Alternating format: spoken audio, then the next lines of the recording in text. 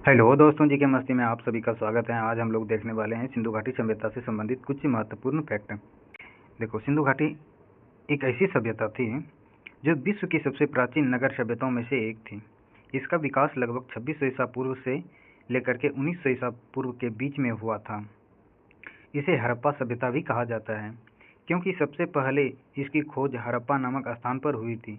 यह सभ्यता सिंधु नदी और उसकी सहायक नदियों के किनारे विकसित हुई थी। इस सभ्यता के प्रमुख केंद्र आज के भारत और पाकिस्तान में पाए जाते हैं। चलिए आगे देखते हैं, खोजकर्ता के बारे में जानते हैं। इस सभ्यता का खोज 1921 ईस्वी में दयाराम साहनी ने हड़प्पा में की थी। इसके बाद 1922 ईस्वी में राखालदास बनर्जी ने मोहनजोदड़ो की खोज की थी। इसके अध्ययन के यह स्पष्ट हुआ कि यह एक अत्यंत विकसित शहरी सभ्यता थी। प्रमुख स्थल देखते हैं सिंधु घाटी सभ्यता के। सिंधु घाटी सभ्यता के प्रमुख स्थल निम्नलिखित हैं, जैसे में देखो हड़प्पा, मोहनजोदड़ो, कालीबंगा, लोथल, धौलावीरा, राखीगढ़ी, ये सब सिंधु घाटी सभ्यता के प्रमुख स्थल थे। इस स्थलों के नगर योजना, भवन निर्माण और जीवन शैली के महत्वपूर्ण प्राण मिलते हैं। नगर योजना, सिंधु घाटी सभ्यता के नगर योजना देखते हैं। सिंधु घाटी सभ्यता की सबसे बड़ी विशेषता उसकी सुव्यवस्थित नगर योजना थी।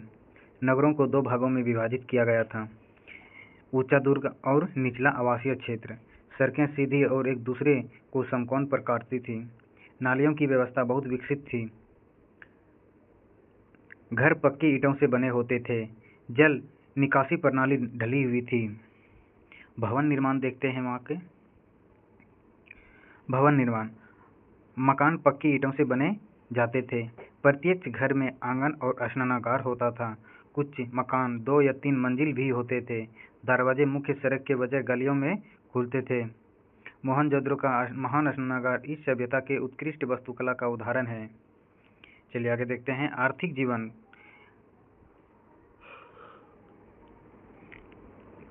आर्थिक जीवन, कृषि, प्रमुख फसलें गेहूं और जौ, कपास, ये तीन चार एक प्रमुख फसलें थी वहाँ का। खेती नदियों के किनारे की जाती थी ताकि सिंचाई के साधन उपयोग किया जा सके। वहाँ का व्यापार, व्यापार संबंधित कुछ ऐसे फैक्ट हैं। अंतरिक्ष एवं बाह्य व्यापार विकसित था। मेसोपोटामिया सभ्यता से व्यापार संबंध थे। वस्तु विनिमय प्रणाली प्रचलित थी, जो कि वस्तु विनिमय प्रणाली होता है सामान के बदले सामान देना। उद्योग और शिल्प, मकाने बनने की कला विकसित थी। धातु कार्य, तांबा, कांसा प्रचलित था। मिट्टी के बर्तन बनाए जाते थे। मोहरे शिल्प व्यापार के उपयोग में होती थी। सामाजिक जीवन कैसा था? तो सामाजिक जीवन सामाजिक व्यवस्था एवं शांतिपूर्ण था। स्वच्छता पर विशेष ध्यान दिया जाता था। किसी स्पष्ट राजा या शासन का प्रमाण नहीं मिलता है। लोग समान रूप से रहते थे। धार्मिक जीवन कैसा था सिंधु घाटी सभ्यता के लोगों का? माता देवी की पूजा के संकेत मिलते हैं। पशुपति जैसे देवता के चित्र मिलते हैं। वृक्षों और पशुओं की पूजा की जाती थी। अग्नि पूजा के भी संकेत मिलते हैं। लिपि सिंधु लिपि चित्रात्मक थी। यह अभी तक पूरी तरह से पढ़ी नहीं जा सकी है। मोहरों पर यह लिपि पाई जाती हैं। पतन के कारण क्या था?